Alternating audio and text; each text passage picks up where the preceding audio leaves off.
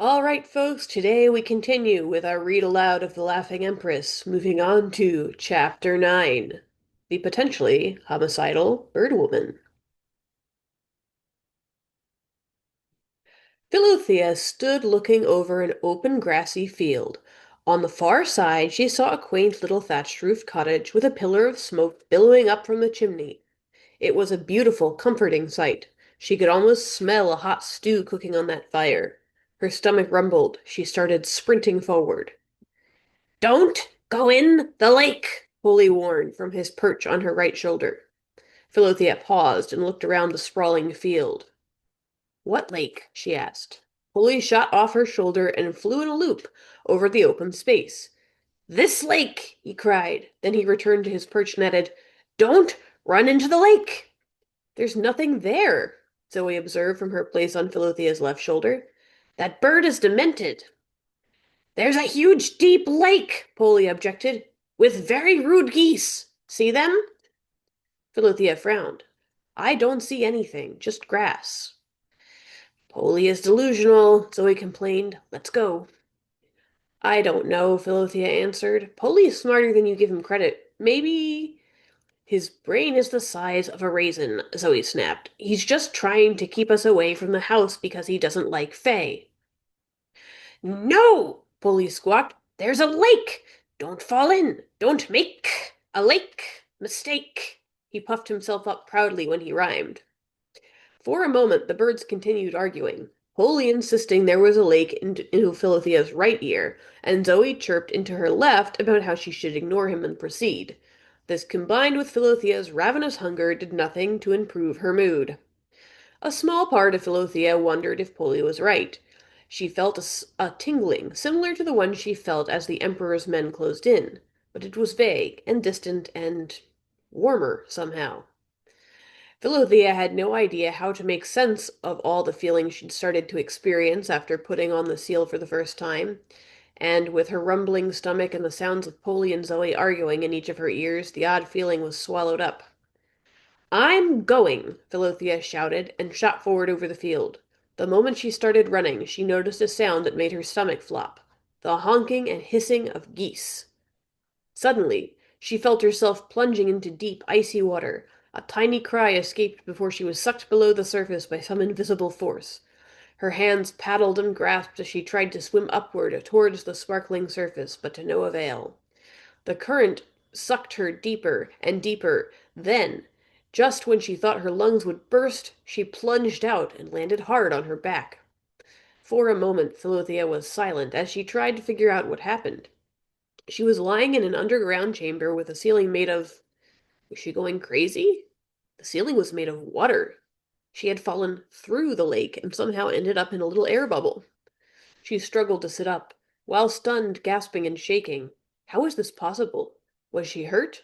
A quick self-examination didn't turn up any injuries. More remarkable was the fact that she was completely dry. How? Philothea noticed two balls of feathers lying on either side of her.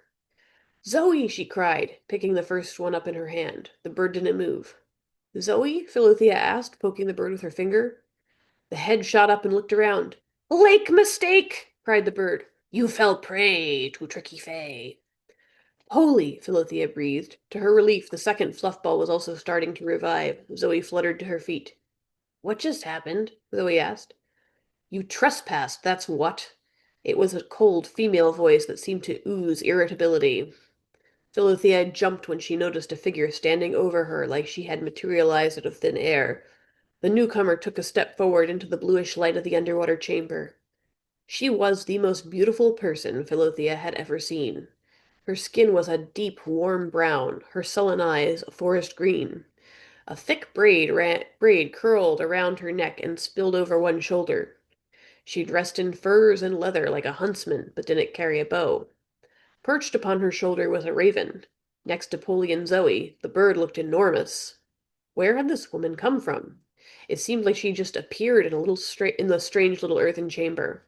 There were no entrances aside from the water above. "You naughty thing!" Polly screeched at the intruder. "Go back in your cage!" He would have shot forward and tried attacking the woman, but Philothea had instinctively closed her hand around him at the woman's appearance. She caught Zoe in her other hand to prevent her from making a futile attack. The raven stretched its neck out and regarded Polly. "You are a naughty bird. This is Raven's Lake." The woman stroked the raven's feathers. "That's right, this is my lake, and these three are dirty thieves, aren't they?" "Dirty thieves," the raven agreed. "We aren't," Philothea defended. "I'm sorry." "What shall we do with them, Fay?" the woman asked the bird. Wait a moment, did you say Fay?" Zoe observed. "Is that Raven's name? Fay?" The raven let out a deep, hearty laugh and then said, "Turn them to dust. Feed them to the wolves. Kill them, dirty thieves." The raven laughed again. "Raven must kill the dirty thieves before they steal again. Ho, ho, ho." Ho, ho, ho, Polly mocked. Ho, ho, ho, you naughty bird. You will get no grapes. "Hold on," Zoe continued. "Am I misunderstanding this, or is your name Raven?" She was looking at the woman. "Yes, I am Raven," the woman confirmed. "And this is Fay." "So the Fay's name is Raven, and the Raven's name is Fay?" Zoe asked. "It doesn't really matter," Raven shrugged, "because I'm going to kill you. Well, at least the girl. I might spare you birds. I like birds." "I'm sorry," Philothea exclaimed. "I didn't mean to trespass. I was just coming to see you." "That's a first," Raven remarked. "Most people try to avoid me." The next thing Philothea said was probably stupid given the circumstances. "Why?" Tiny hint of a smile touched Raven's lips. "Because people don't like me," she answered, "and the feeling is mutual." "You must like someone," Philothea objected. "You less and less," Raven answered. "You have 30 seconds to convince me not to kill you." Philothea's mind suddenly went completely blank. There are plenty of reasons not to kill someone, decency being the most obvious. However, in that moment, Philothea forgot them all. She just sort of stared at Raven blankly, and then burst out laughing. Polly, of course, started laughing with her, imitating her voice perfectly. That made Philothea laugh even harder. It was a strange thing to do in the face of imminent death, but honestly, her situation was ridiculous. She was sitting slumped in the dirt, clutching a squirming starling in each hand. "Why are you laughing?" Raven snapped. "Because," Philothea choked. "I don't want to die." The woman furrowed her brow. "That doesn't answer my question," the Fey woman continued. "Nothing about this situation warrants laughing."